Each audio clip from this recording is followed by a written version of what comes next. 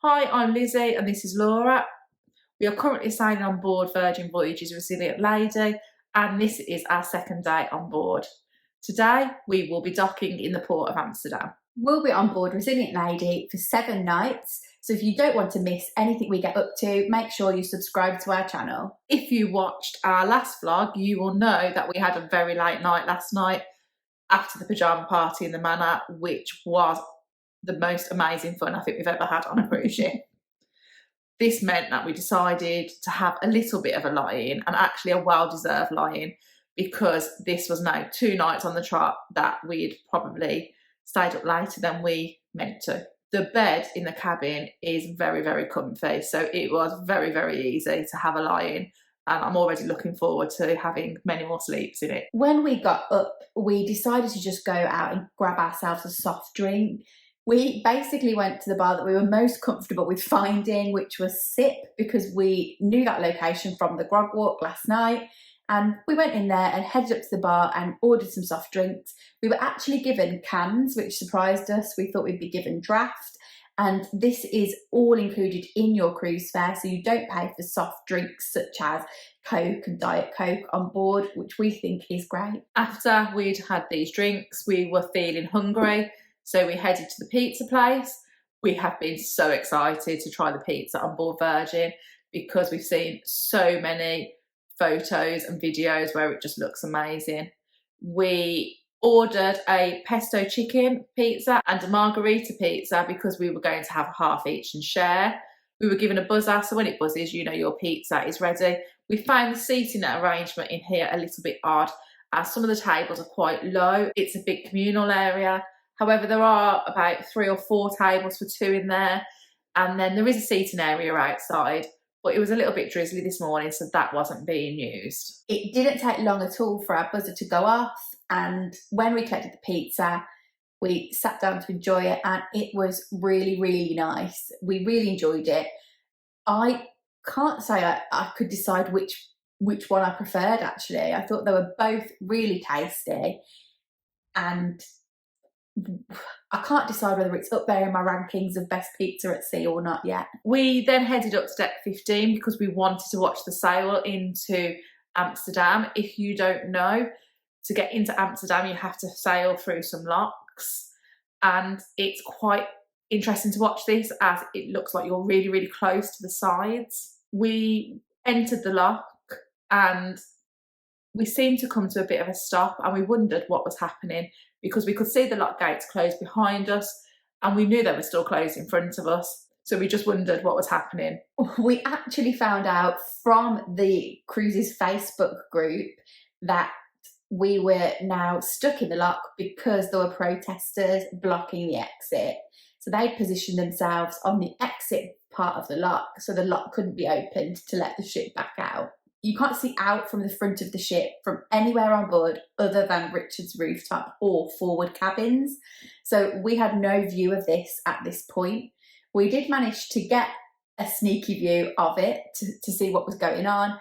And we were then sort of left waiting for a little while, really. If you don't know what the protesting is about, Extinction Rebellion are protesting about cruise ships coming into Amsterdam and they are trying to stop them. So lots of cruise ships have not been going all the way into Amsterdam. They've been stopping about half-hour drive away from there. While we were standing around, we were actually with Tom and Dom and Gail and Mike. The captain came on and made an announcement to state what was happening and to say that he hoped that they would be moved on within the next hour or so and that they were waiting for the police to turn up. It did take about 2 hours in total for the disruption to be cleared.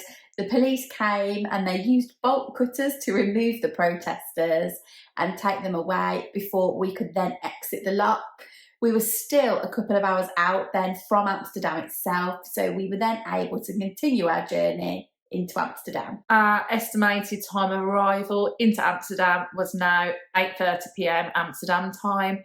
So that gave us quite a few hours to continue to enjoy the ship. We had very kindly been invited to a party in the Mega Rockstar Suite by Lindsay. She actually doesn't live very far away from us, which we discovered on the Facebook meet up, and it was so kind of her to invite us and have a little look around in there. It was great fun. They'd got lots of drinks on offer in there. There was a bit of limbo, and people were just generally having a good time and a chat. On the way back to our cabin to get ready for the evening, we passed through SIP and bumped into Emma and Ali and Mark. We stood there chatting and then kind of got waylaid and ended up sitting there for another drink. But it was nice to sit and have a chat. But it did mean then we were quite limited on getting ready time. While we were in the cabin getting ready, we could hear lots of noise. So we both ran out onto the balcony to have a look. And we were absolutely delighted to see us passing Holland America's New Statendom. We have never, ever passed another cruise ship this closely before. And it was such good fun. Everybody on both ships was waving and cheering. Horns were going from both ships. And generally, you could just tell that everybody was in such good spirits. As we continued to sail towards Amsterdam, there were lots of party boats going past us where people were waving and having a good time. We also went past a big festival, which looked absolutely amazing, quite mad actually. And they were all waving at the ship as well. So it was such a fun sailing, and we were so glad we had a balcony to see lots of this. We had dinner booked for 7 in Gunbae, and this was one of the meals that we were really keen to do with Tom and Dom because it's quite a social experience from what we'd heard. When we got up to Gunbae, there was already a queue outside, so we had to join the queue and wait before we could get to our table. When we got into the restaurant, we were seated on a table for 8, so there was the 4 of us, and then there were another group of 4 that all knew each other, but obviously we didn't know. And it did take a little while actually before the waitress came over to take our order. It was very, very busy in there, and the waiters and waitresses do get quite involved in the meal. So they were all super, super busy. When she came over, she asked us if we wanted to do like a family style order or if we wanted to order individual dishes. We sort of did a bit of a combination, to be honest, on the table because there were some dietary requirements, which she was very good with, making sure that it suited everybody's needs. First of all, you get brought out some starter type of dishes, which we wanted a bit of a mixture and a variety, but she brought a plate of the chicken out for everybody, so everyone got their own of that. That was really nice and tasty. Yeah, definitely one of my favourite bits, I think. And also, really surprisingly, I really liked the seafood corn dog. They then brought out some rice and noodle dishes, which we all had a try of. There was nothing in here that I was like mad excited about, but I did enjoy trying all the different dishes.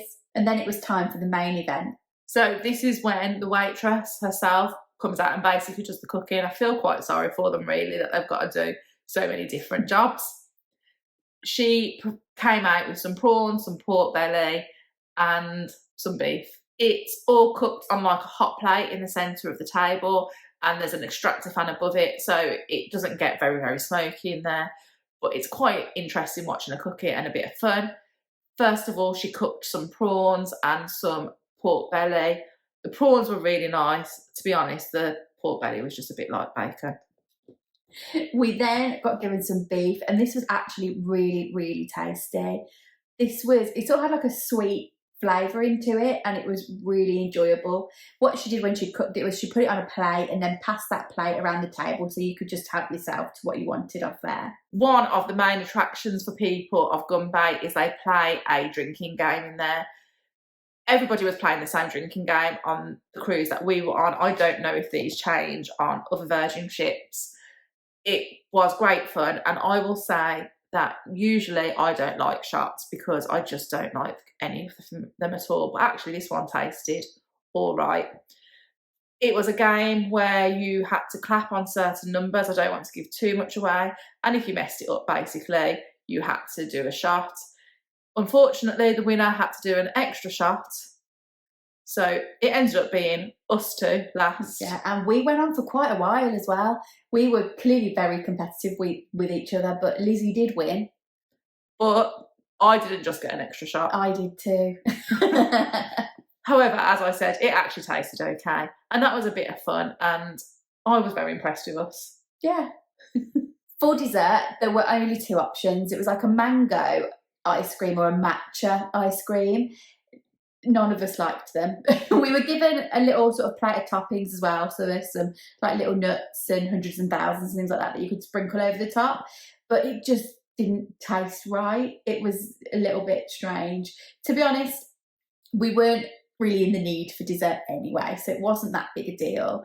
And we were now keen to get out of the restaurant and get out into Amsterdam. Overall, we enjoyed Gunbae. We had lots of fun on our table. We would do it again on future cruises, but we don't think it's a restaurant that we would do more than once on one cruise. At this point now, we headed back to our cabin just to make sure we had got suitable footwear on because we were going to head into Amsterdam. We were undecided whether it was raining or not, so we went out on the balcony to check, and Tom and Dom would not believe us that it was not raining.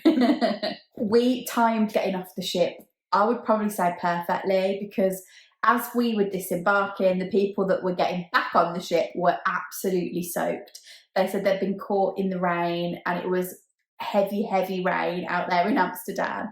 But we did really well at avoiding that, and it was pretty much dry by the time we got off. We walked straight into the centre of Amsterdam from the ship. It's quite an easy walk, quite flat. We found a better route on our second walk. So our first walk was a little bit longer than it needed to be, but even that wasn't too bad. We headed towards the red light district just to have a little look around, and we stopped in a few bars for drinks in various locations and just generally had a good chat with Tom and Dom and a good time, even if there was a bit of a mix-up with one of our rounds of drinks when we ended up with Malibu and lemonade. No, Malibu and tonic and gin and Diet Coke, which was absolutely disgusting. None of them were nice at all. We did, though, end up still drinking them. On board Virgin Voyages, they do not change the ship time when you're in port. So we were actually an hour behind on ship time than the time was in Amsterdam. So the bars were closing at a time that we felt like was a little bit early, but it was actually after 2 a.m. when these bars were closing. So we did need to head back to the ship, but it was only 1 a.m. to us. So it was all a little bit confusing. When we got back on board, which was around 1:40 ship time, which was 2:40 Amsterdam time, we decided it would be rude not to have a late night snack, and we knew that the pizza place stayed open till 2 a.m. So we headed in there and ordered a couple of pizzas. While we were there, we checked and we also realised that the burgers were served until 2 o'clock. So Tom and Dom went upstairs to order us all some burgers and some chips while we waited for the pizzas, and we took the pizzas up to the galley and had quite a feast. Again, we sat in the galley for a little while chatting. It just seemed to be the place to be on this ship after a certain time. Everybody sort of ends their night in there, and it just has a really nice atmosphere with everybody sitting around chatting to each other. Then it was time to head to bed and finally get some sleep, ready for a full day in Amsterdam tomorrow. So far, we are really loving what Virgin has to offer. We have enjoyed the different dining venues. We are finding the staff just amazing, and the fellow passengers are all really up for a party. There just isn't anybody really moaning anywhere, which makes a change. Even the protesters couldn't dampen our spirit, and we were delighted that we managed to get into Amsterdam and enjoy a few hours of the nightlife. Thanks for watching. Don't forget to give this video a like and drop any questions you've got in the comments down below. Please also make sure that you're subscribed to our channel. You can also find us on social media by searching Sisters on the Seas.